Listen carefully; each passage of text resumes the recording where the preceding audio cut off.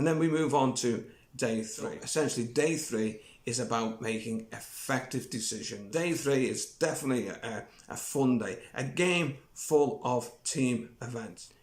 Team games, yes, but team games, like life, always aren't or always is not what it seems. Get used to making big decisions on the move.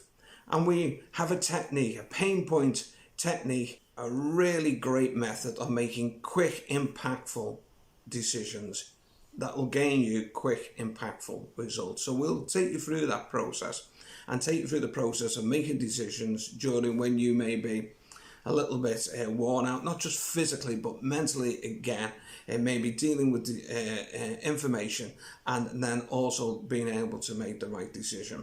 So it will definitely help with those type of skill sets. And if you're in a position whereby you are leading the team, whatever that may be at work, maybe within a community centre, whatever it is that you do practice on a daily basis, then this will give you that ability to make those decisions, but also have a decision-making tool, our quick impact results, and we'll explain exactly how that works.